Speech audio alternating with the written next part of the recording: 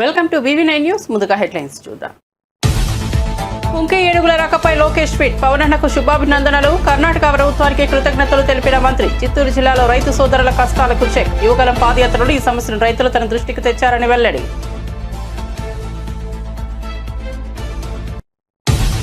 అమరావతిలో కొత్త సచివాలయ నిర్మాణంపై వైఎస్ జగన్ తీవ్ర విమర్శలు. 53 లక్షల చదరపు అడుగుల భారీ నిర్మాణం అవసరమా అని ప్రశ్న. ప్రస్తుతం 6 లక్షల చదరపు అడుగుల విస్తీర్ణంలోని సచివాలయం, అసెంబ్లీ ఉన్నాయని వెల్లడి.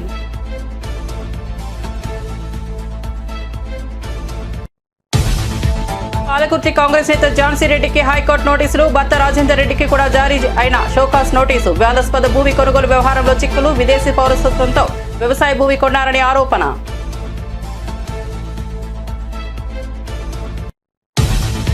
పీర్జాదిగూడలో అక్రమ నిర్మాణాలు. భారీ బందోబస్తు నడుమ కూల్చివేసిన హైడ్రా. రహదారులు, ప్రభుత్వ స్థలాల కబ్జాపై హైడ్రా కమిషనర్కు ఫిర్యాదులు. పీర్జాదిగూడలో అక్రమ నిర్మాణాలను కూల్చివేస్తున్న హైడ్రా అధికారులు.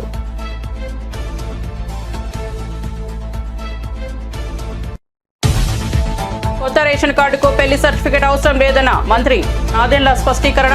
దరఖాస్తు చేసిన 21 రోజుల్లోనే కొత్త రేషన్ కార్డు జారీ.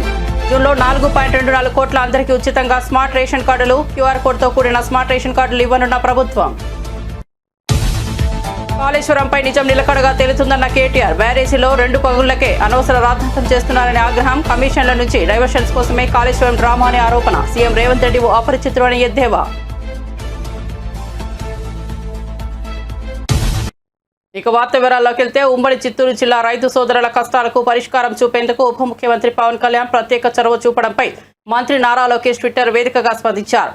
పవనన్నకు శుభాభినందనలు అంటూ ట్వీట్ చేశారు. ఏనుగుల విధ్వంసంతో నష్టపోతున్న రైతుల కష్టాలు తీర్చేందుకు కర్ణాటక నుంచి కుక్కి ఏనుగులను తెప్పించిన ఉప ముఖ్యమంత్రికి అడగ్గానే కుంకి ఏనుగులను అప్పగించిన కర్ణాటక ప్రభుత్వానికి మంత్రి లోకేష్ కృతజ్ఞతలు తెలిపారు. యువగలం పాదయాత్ర సందర్భంగా ఉమ్మడి చిత్తూరు జిల్లా రైతులు ఈ సమస్యను తన దృష్టికి తీసుకొచ్చారని మంత్రి నారా లోకేష్ గుర్తు చేసుకున్నారు. ఏనుగుల విధ్వంసంతో పంటలు నష్టపోతున్నామని రైతు సోదరులు తమ ఆవేదన వ్యక్తం చేశారని ఆయన అన్నారు. రైతుల కష్టాలకు చెక్ పెట్టేందుకు పవనన్న ప్రత్యేకంగా చొరవ చూపి కర్ణాటక ప్రభుత్వంతో మాట్లాడి ఒప్పించారని తెలిపారు. కాగా ఏపీలో ఏనుగుల గుంపులను తరిమి కొట్టేందుకు కుంకి ఏనుగులను ఇవ్వాలని పవన్ కళ్యాణ్ కోరగా కర్ణాటక ప్రభుత్వం 4 కుంకి ఏనుగులను అప్పగించిన విషయం తెలిసిందే. అమరావతిలో తలపెట్టిన నూతన సచివాలయ నిర్మాణంపై వైసీపీ అధినేత మాజీ ముఖ్యమంత్రి వైఎస్ జగన్మోహన్ రెడ్డి తీవ్రస్థాయిలో విమర్శలు గుప్పించారు. ప్రస్తుతం ఉన్న సచివాలయం, అసెంబ్లీ భవనాల సరిపడా ఉన్నప్పటికీ 53 లక్షల చదరపు అడుగుల పైచిలకు విస్తీర్ణంలో కొత్త నిర్మాణాలు చేపట్టాల్సిన అవసరం ఏముందని కూటమి ప్రభుత్వాన్ని ప్రశ్నించారు. అనవసరపు వ్యయంతో పాటు కాంట్రాక్టర్లు కట్టబెట్టి ఆర్థిక ప్రయోజనాలు పొందడానికే ఈ భారీ నిర్మాణాలకు తెరలేపుతున్నారని ఆయన ఆరోపించారు. ప్రస్తుతం తాత్కాలిక అసెంబ్లీ, సచివాలయం 6 బ్లాకుల్లో సుమారు 6 లక్షల చదరపు అడుగుల విస్తీర్ణంలో ఉన్నాయని జగన్ గుర్తు చేశారు. అన్ని HOD కార్యాలయాలు, సచివాలయంలోని సిబ్బంది మొత్తం కలిపిన 12,000 మందికి మించిలేరని, వారంతా ఇప్పటికే ఉన్న 6 లక్షల చదరపు అడుగుల విస్తీర్ణంలోనే విధులు నిర్వహిస్తున్నారని తెలిపారు. అలాంటప్పుడు కొత్తగా 53,57,389 చదరపు అడుగుల విస్తీర్ణంలో సచివాలయం, HOD కార్యాలయాలు నిర్మించాల్సిన ఆవశ్యకత ఏముందని ఆయన నిలదీశారు.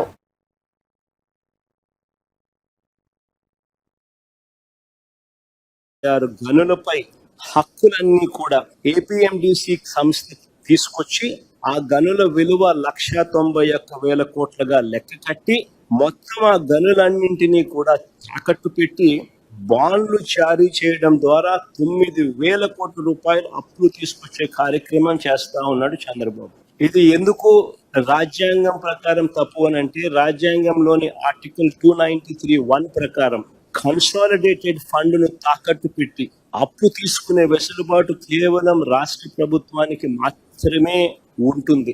కానీ అప్పు కోసం చట్ట విరుద్ధంగా ఏకంగా రాష్ట్ర ఖజానాపై, అంటే రాష్ట్ర కన్సాలిడేటెడ్ ఫండ్ పై ప్రైవేట్ వ్యక్తులకు హక్కులు కనిపించిన చరిత్ర రాష్ట్ర చరిత్రలో కాదు, దేశ చరిత్రలో కూడా బహుశా ఎప్పుడు ఉండిండదు. ఇది చట్టరీత్యా నేరం. 293(1) very clearly, Constitution 293(1) clearly says, subject to the provisions of this act, the executive power of a state extends to borrow within the territory of India upon the security of the consolidated fund of the state within such limits, if any, as may from time to time to be fixed by the legislature of such state by law, and to the giving of guarantees within such limits, if any, as may be so fixed.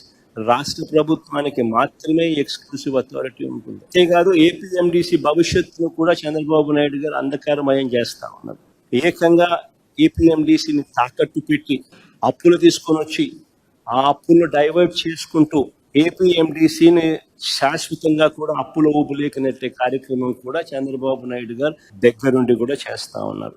మన private mines మీద, మన రాష్ట్ర ప్రభుత్వానికి సంబంధించిన mines మీద private వ్యక్తులకు ఆజమాయిషీ ఇస్తా ఉన్నాడు. రాష్ట్రానికి ఉన్న 436 గనులపై హక్కులన్నీ కూడా ఏపీఎండిసి సంస్థ తీసుకొచ్చి ఆ గనుల విలువ 191,000 కోట్లుగా లెక్క కట్టి కాంగ్రెస్ పార్టీ పాలకుర్తి నియోజకవర్గ ఇన్ఛార్జిగా వ్యవహరిస్తున్న ఝాన్సీ రెడ్డి, ఆమె భర్త రాజేందర్ రెడ్డికి హైకోర్టు షోకాజ్ నోటీసులు జారీ చేసింది. వివాదాస్పద భూమి కొనుగోలుకు సంబంధించిన ఒక కేసులో భాగంగా న్యాయస్థానం ఈ ఆదేశాలు ఇచ్చింది. మహబూబాబాద్ జిల్లా తొర్రూరు మండలం గుర్తూరు గ్రామంలో ఝాన్సీ రెడ్డి దంపతులు 2017లో సుమారు 75 ఎకరాల వ్యవసాయ భూమిని కొనుగోలు చేశారు. అయితే ఇటీవల కాంగ్రెస్ ప్రభుత్వం ఈ స్థలంలో స్కిల్ డెవలప్మెంట్ సెంటర్ ఏర్పాటుకు శంకుస్థాపన చేయడంతో ఈ భూ వ్యవహారం వెలుగులోకి వచ్చింది.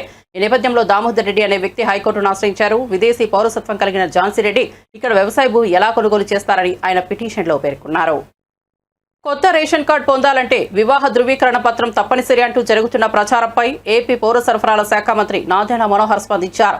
రేషన్ కార్డుల జారీకి ఎట్టి పరిస్థితుల్లోనూ పెళ్లి సర్టిఫికేట్ గానీ, పెళ్లి పత్రిక గానీ, వివాహానికి సంబంధించిన ఫోటోలు గానీ అవసరం లేదని ఆయన తేల్చి చెప్పారు.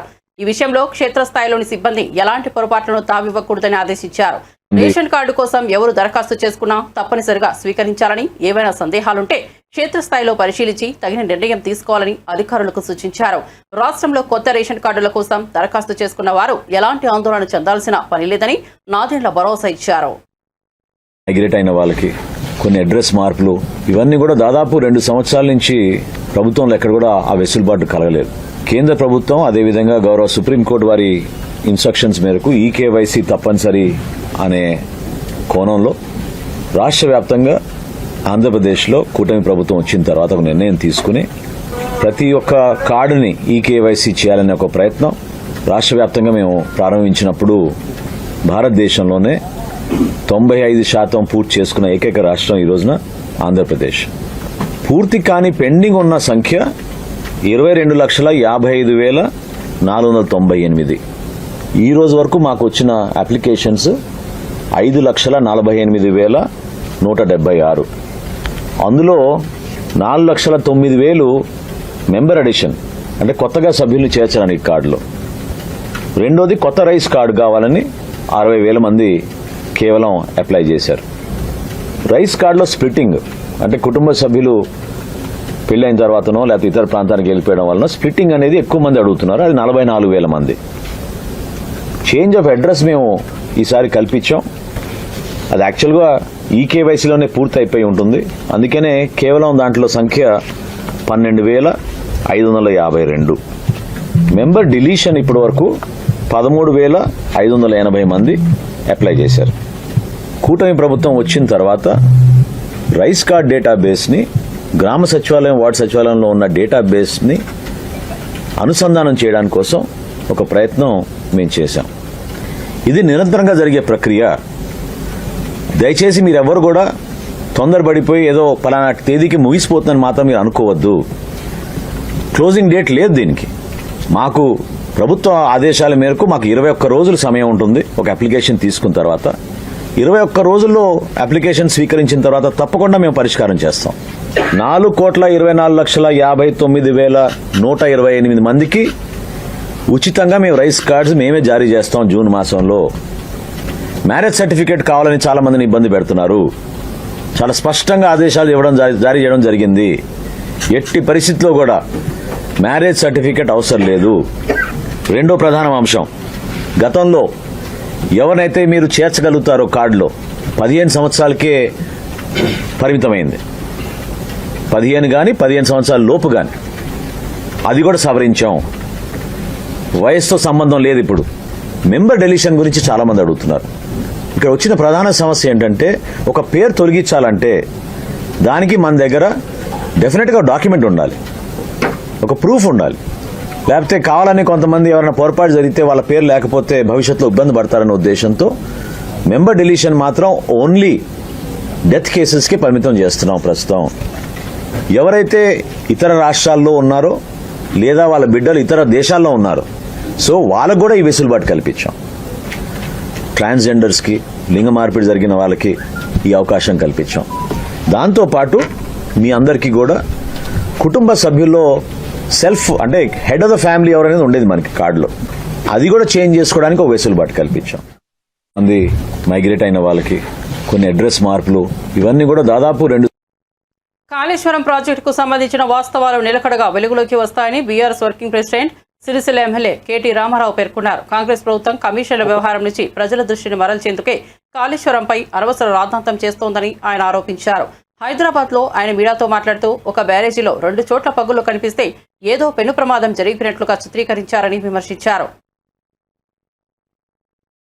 ప్రభుత్వం మొత్తం కమిషన్లు కమిషన్లు కమిషన్లు 20% కమిషన్లు 30% కమిషన్లు. మొన్న ఒక మంత్రి గారు చెప్పిన మీరు విన్నారు, కొండ సురేఖమ్మ పుణ్యం కట్టుకున్నది. ఆఖరికి ఒక్క మాట మాత్రం నిజం చెప్పింది, మా ప్రభుత్వంలో ఫైళ్లు కదలాలంటే మంత్రులు చేయి దడపందే కాదు, కానీ నేను ఒక్కదాన్ని మాత్రం మంచిదాన్ని మా వాళ్ళు అందరూ లంగాలని చెప్పింది. ఆమె నిజాయితీ, ఆమె సంగతి నాకు తెలియదు కానీ మాట మాత్రం చెప్పింది, కుల్ల చెప్పింది. మంత్రులు పైసలు తీసుకుంటారు, ఫైళ్లు కదలాలంటే నిజాయితీగా చెప్పింది. ఇంకో తమ్ముడు ఉన్నాడు ఎమ్మెల్యే మహబూబ్ నగర్, ఆయన కుల్ల చెప్పిండు, కాంగ్రెస్ ఎమ్మెల్యే 30% కమిషన్ తీసుకుంటాను మా మంత్రులకు. ఇక ఆఖరికి కాంట్రాక్టర్లు వచ్చి సెక్రటేరియట్లో ధర్నా పెట్టిండ్రు. ఉప ముఖ్యమంత్రి బట్టి విక్రమార్క ఛాంబర్ ముంగట 20% కమిషన్ 30% కమిషన్ నీకిస్తే మాకేం మిగులుతుందిరా భయ్ అని చెప్పి వాళ్ళు. ఇదంతా ఎందుకు చెప్తున్నా అంటే ఇక కమిషన్ల లొల్లి మొత్తం ఊరూరికి పోయింది, గ్రామ గ్రామానికి పోయింది, మనిషి మనిషికి పోయింది. వీళ్ళెంత కుంభకోణాలు ఎంత దోపిడీ చేస్తున్నారో ఈ 16-17 నెలలనే బిల్డర్లను, కాంట్రాక్టర్లను, ఆఖరికి చిన్న చిన్న నాయకులను ఎవ్వని వదలకుండా తాట తీస్తున్నారు, కమిషన్లు తింటున్నారు అనే మాట తెలిసినాక మరి పబ్లిక్ మైండ్ డైవర్ట్ చేయాలి కదా. అందుకే ముఖ్యమంత్రి ఏం చేసిండు, కేసీఆర్ గారికి కమిషన్ నోటీస్ లేదు, కాళేశ్వరం కమిషన్ నోటీసులని ఎన్నో కథ. ఇక అది రాగానే మిగతాన్ని మరుగున పడతాయి. కేసీఆర్ అంటే మన ఎట్లుంటుందో వరంగల్ చూసిరు కదా, మీరు చూసిరు, వచ్చిరు అందరూ. కేసీఆర్ కదిలితే మొత్తం మళ్ళీ తెలంగాణ సమాజం అంతా అక్కడికి వచ్చి వరంగల్కి వచ్చి చరిత్రలో చూడని ఒక అద్భుతమైన మీటింగ్ అద్భుతంగా విజయవంతం చేసినందుకు నిర్మల్ జిల్లా నాయకులకు, నిర్మల్ తాలూకా నాయకులకు కూడా మనస్ఫూర్తిగా ధన్యవాదాలు చెప్తున్నాను. కేసీఆర్ కదలంగానే వీళ్ళకి భయం పుట్టుకున్నది. మళ్ళీ అమ్మ కేసీఆర్ బయటికి వచ్చిండు, మళ్ళీ లక్షల మంది వచ్చిర్రు, మన పని తుస్సు.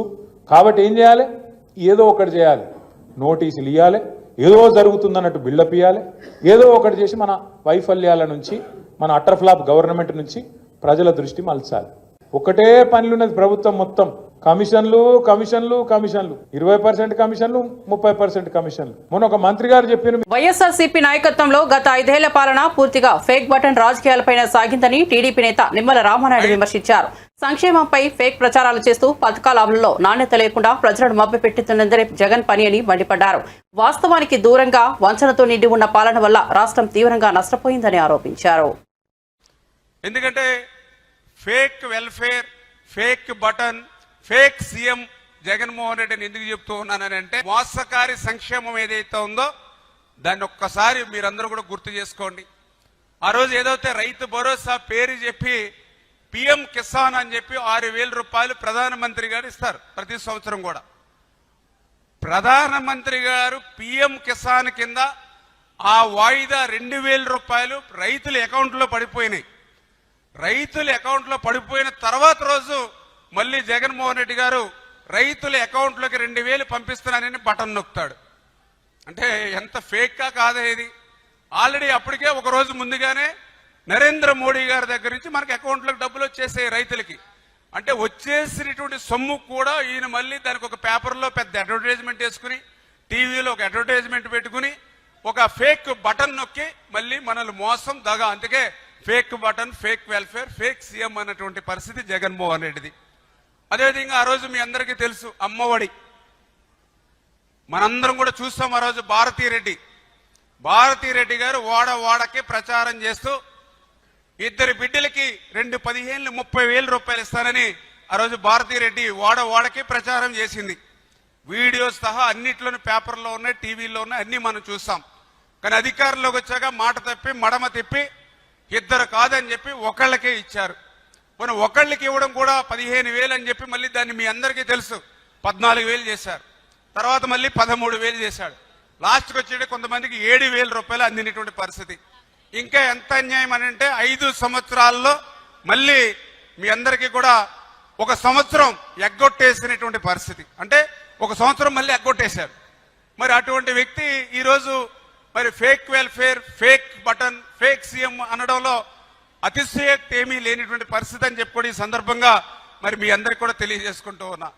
అదేవిధంగా మీ అందరికీ తెలుసు పెన్షన్ 3,000 రూపాయలు పింఛను పెంచుతానని చెప్పాడు ఆ రోజు. సరే 3,000 రూపాయలు పెంచుతాడని చూస్తే అప్పటికే 2,000 ఉంటే 1,000 రూపాయలు పెంచాలి. 1,000 రూపాయలు పెంచడానికి ఎంతకాలం పట్టింది ఆయనకి? 5 సంవత్సరాలు పట్టింది. 250, 250, 250, 250 అంటే 1,000 రూపాయలు పెంచడానికి 5 సంవత్సరాలు పట్టింది.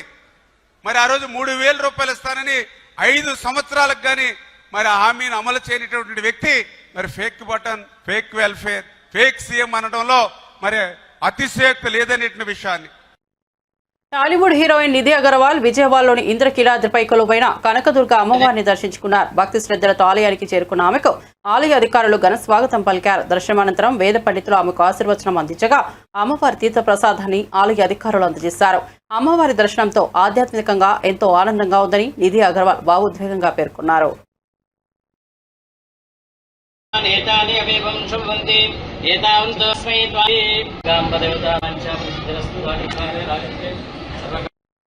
పంచాయతీరాజ్ గ్రామీణాభివృద్ధి శాఖ మంత్రి పవన్ కళ్యాణ్ శ్రీకాకుళం జిల్లా రావివలస గ్రామ ప్రజలతో వీడియో కాన్ఫరెన్స్ ద్వారా మాట్లాడారు. గ్రామ అభివృద్ధిపై అభిప్రాయాలు తెలుసుకున్నారు. మౌలిక వసతుల కల్పన, రోడ్లు, నీరు, విద్యుత్, శుభ్రత వంటి అంశాలపై ప్రజలతో చర్చించారు. గ్రామాన్ని ఆదర్శ గ్రామంగా తీర్చిదిద్దేందుకు ప్రభుత్వ సమర్థవంతమైన ప్రణాళికలు అమలు చేస్తామని హామీ ఇచ్చారు. ప్రజాప్రతినిధులు, అధికారులు కలిసికట్టుగా పనిచేయాలన్నారు. నూతన గ్రామాభివృద్ధి మోడల్ను రావివలస నుంచి ప్రారంభించాలనే సంకల్పంతో మంత్రి స్పందించారు. గ్రామస్తుల నుంచి వచ్చిన సూచనలను అమల్లోకి తీసుకొస్తామని తెలిపారు.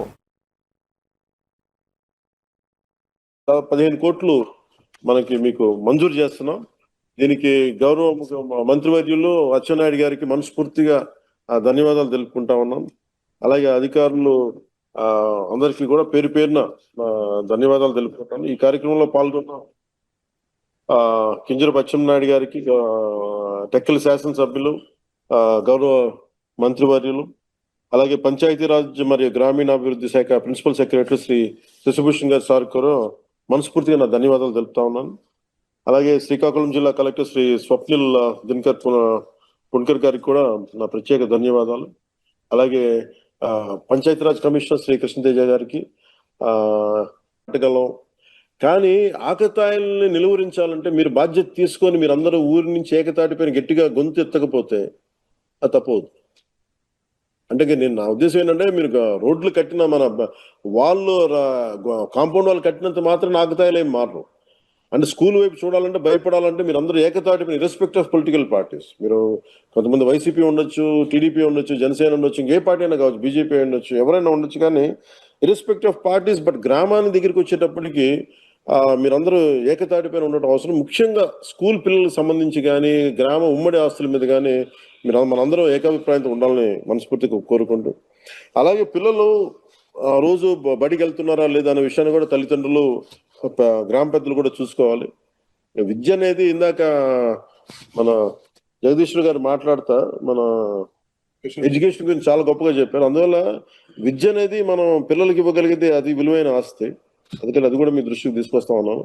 అలాగే గ్రామ శుభ్రత, శానిటేషన్, వీటన్నిటికి కూడా మీరు అందరూ ప్రత్యేకించి భాగస్వామ్యం తీసుకోండి. కనీసం విలేజ్ సచివాలయాలు ఉన్నాయి, మీరందరూ పంచాయతీ ఆఫీసులు ఉన్నాయి, వీళ్ళందరూ కనీసం ఒక రోజుకి గ్రామ పరిసరాలని శుభ్రంగా చేసుకోవడంలో మీరు పార్టిసిపేట్ చేయాల్సిందిగా మనస్ఫూర్తిగా మిమ్మల్ని కోరుకుంటా ఉన్నాను. అంటే మన కష్టాలు వచ్చినప్పుడే విలువ తెలుస్తుంది. ఒకసారి మా ఇంట్లో ఏముంటుందంటే నాకు వాటర్ ట్యాంక్లో నీళ్ళు అయిపోతాయి. మామూలుగా నీళ్ళు ఉన్నప్పుడేమో 3-4 బకెట్ కూడా చేసేస్తాను, కానీ నీళ్లు లేనప్పుడు ఒక్క హాఫ్ బకెట్ తో సంపూర్ణంగా స్నానం చేస్తాను. అప్పుడు అనిపిస్తూ ఉంటుంది నీటి విలువ ఎంత నాకు. సో మీ అందరూ కూడా అలాంటి అనుభవాలు ఉంటాయి. అందుకని వర్షాకాలంలో వర్షపు నీటిని మనం వృధా చేయకుండా నిల్వ చేసుకుంటే, అలాగే వ్యవసాయానికి మరి ఇతర అవసరాలకి వినియోగించుకోవాలి. అలాగే హరిత గ్రామాలంటే మొక్కలు వేయమంటే మొక్కలు వేసేటివి వేసి మొక్కలు వేసి, కానీ దాన్ని ఎవరు మెయింటైన్ చేస్తారు? ప్రధాని నరేంద్ర మోదీ రాజస్థాన్ నుంచి వర్చువల్ గా 103 అమృత్ భారత్ రైల్వే స్టేషన్లను దేశవ్యాప్తంగా ప్రారంభించారు. ఇందులో తెలంగాణలో బేగంపేట, కరీంనగర్, వరంగల్ స్టేషన్లు, ఆంధ్రప్రదేశ్లో సూలూరుపేట స్టేషన్లు చోటు చేసుకున్నాయి. గుజరాత్ బహిరంగ సభలో మోదీ మాట్లాడుతూ పాకిస్తాన్ ఉగ్రవాద సంస్థలకు గట్టి హెచ్చరికలు జారీ చేశారు. నా నరాలో రక్తం కాదు, సింధూరం మరుగుతోందంటూ శక్తివంతమైన సందేశం ఇచ్చారు. ఏప్రిల్ 22 దాడికి భారత్ కేవలం 22 నిమిషాల్లో ప్రతీకారం తీర్చిందని, 9 ప్రదేశాలను ధ్వంసం చేసిందని చెప్పారు. 3 సైనిక విభాగాలకు పూర్తిస్థాయి స్వేచ్ఛ ఇచ్చి దేశ రక్షణను మరింత బలోపేతం చేశామని మోదీ తెలిపారు. 22 अप्रैल को आतंकवादियों ने धर्म पूछकर हमारी बहनों की मांग का सिंदूर उजाड़ दिया था।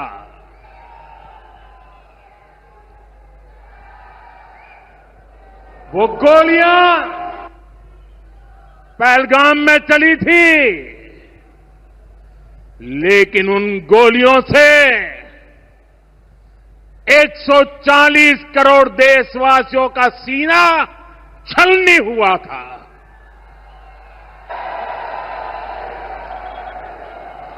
इसके बाद हर देशवासी ने एकजुट होकर संकल्प लिया था कि आतंकवादियों को मिट्टी में मिला देंगे, उन्हें कल्पना से भी बड़ी सजा देंगे। आज आपके आशीर्वाद से, देश की सेना के शौर्य से हम सब उस प्रण पर खरे उतरे हैं। हमारी सरकार ने तीनों सेनाओं को खुली छूट दे दी थी।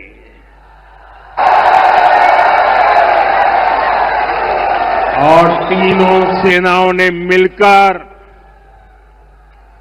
ऐसा चक्रव्यूह रचा कि पाकिस्तान को घुटने टेकने के लिए मजबूर कर दिया।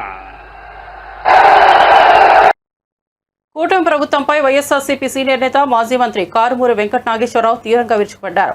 ఈ ప్రభుత్వం బోధజలే కార్యక్రమాలకే పరిమితమైందని, వాస్తవాలు మాత్రం కనిపించట్లేదన్నారు.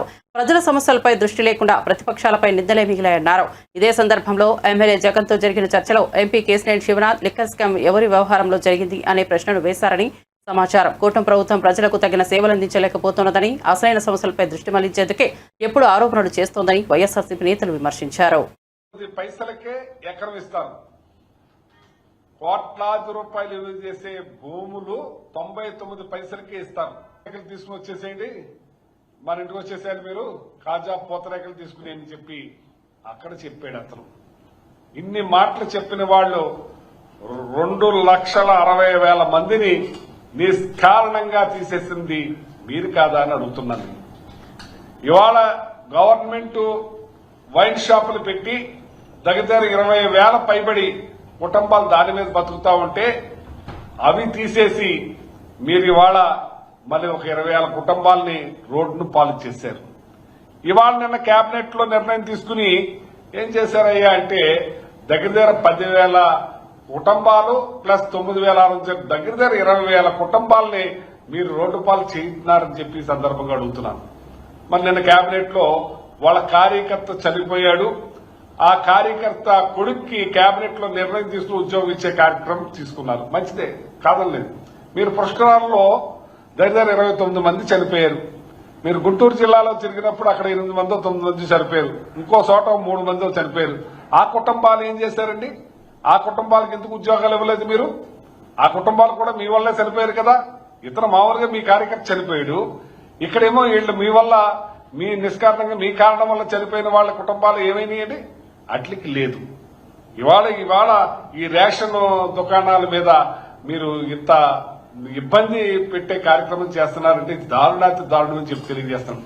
ఒక పక్కనేమో వైన్ షాప్, ఆ వైన్ షాప్ కి మళ్ళీ అటాచ్డ్ రూమ్, ఆ రూమ్ కి తెల్లవారు నడుస్తూనే ఉంటది. ఇక 24 గంటలు ఆ రూమ్ లో మందు అమ్ముతానే ఉంటారు యథేచ్ఛగా. మా తణుకులో మన ఏమైంది, తెల్లవారులు అమ్ముతుంటే ఒకడు వచ్చి ఒక రాడ్ ఇచ్చుకుని ఒకడు పురపాలు కొట్టేశారు. ఒక ఏలుపూరు గ్రామంలో ఒక మనిషిని 3:30కి చంపేశారు. అంటే మీరు ఆ టైం దాకా అమ్మబట్టే కదా అసలు జరిగింది. ఇలాంటి అన్ని జరుగుతూ ఉన్నది మాత్రం మీకు కావాలి. ఇంటికి మాత్రం డెలివరీ చేస్తున్నారు. ఏది మందు డెలివరీ అవుతుంది ఇంటింటికి, కానీ రేషన్ డెలివరీ మాత్రం వద్దంటున్నారు. ఇందులో పెన్షన్దారులు ముసలి వాళ్ళు ఉన్నారు, మరి అంగవైకల్యం ఉన్న వాళ్ళు ఉన్నారు, చాలా మంది పనికెళ్లే వాళ్ళు ఉన్నారు. వాళ్ళందరికీ ఇది మంచి జరుగుతూ ఉంటే దగ్గర 20,000 కుటుంబాలు బతుకుతా ఉంటే దాని జపాలి హనుమాన్ ఆలయంలో TTD chairman BR Naidu Shri హనుమంతునికి టీటీడీ తరపున పట్టు వస్త్రాలు సమర్పించారు. ఆలయ పండితులు, ఎండోమెంట్ అధికారులు చైర్మన్ కు పూర్ణకుంభ స్వాగతం పలికారు. అనంతరం స్వామివారికి ప్రత్యేక హారతులు నిర్వహించి చైర్మన్ బీఆర్ నాయుడుకి సింధూర వస్త్రంతో ఘన సత్కారం చేశారు. పండితులు తీర్థ ప్రసాదాలు అందజేశారు. ఈ సందర్భంగా బీఆర్ నాయుడు మాట్లాడుతూ రాష్ట్రంలోని ప్రముఖ హనుమాన్ ఆలయాలకు టీటీడీ నుంచి అన్ని విధాలుగా సహకారం అందించనున్నట్లు పేర్కొన్నారు.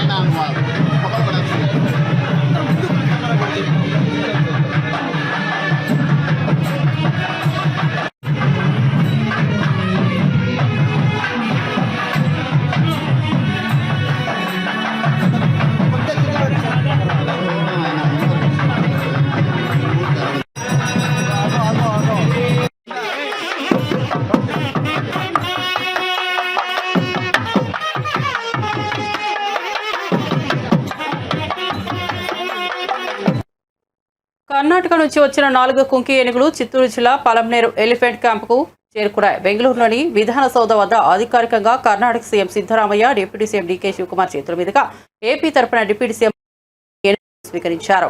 అటవీ శాఖ ఆధ్వర్యంలో రాష్ట్రంలోని తొలి ఏనుగుల ప్రాజెక్టు పలంనేరులో ఏర్పాటు చేయడం గర్వకారణమని అధికారులు తెలిపారు. దేవ, కృష్ణ, అభిమన్యు, మహేంద్ర పేర్లతో వచ్చిన ఈ ఏనుగులు మావటి శిక్షణ ఏజెన్సీలో సేవలందించనున్నాయి. మరో 4 ఏనుగులు మలిదశలో అందజేస్తామని కర్ణాటక ప్రకటించింది.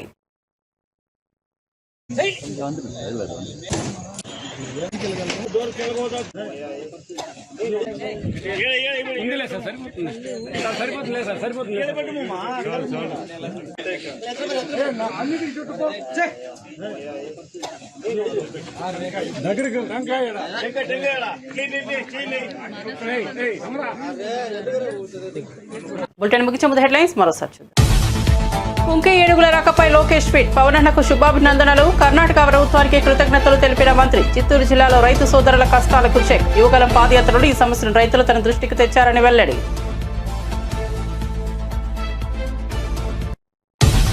అమరావతిలో కొత్త సచివాలయ నిర్మాణంపై వైఎస్ జగన్ తీవ్ర విమర్శలు. 53 లక్షల చదరపు అడుగుల భారీ నిర్మాణం అవసరమా అని ప్రశ్న. ప్రస్తుతం 6 లక్షల చదరపు అడుగుల విస్తీర్ణంలోని సచివాలయం, అసెంబ్లీ ఉన్నాయని వెల్లడి.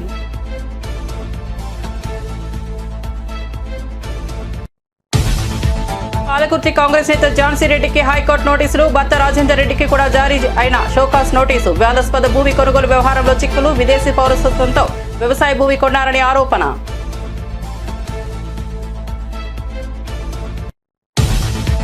పీర్జాదిగూడలో అక్రమ నిర్మాణాలు. భారీ బందోబస్తు నడుమ కూల్చివేసిన హైడ్రా. రహదారులు, ప్రభుత్వ స్థలాల కబ్జాపై హైడ్రా కమిషనర్కు ఫిర్యాదులు. పీర్జాదిగూడలో అక్రమ నిర్మాణాలను కూల్చివేస్తున్న హైడ్రా అధికారులు.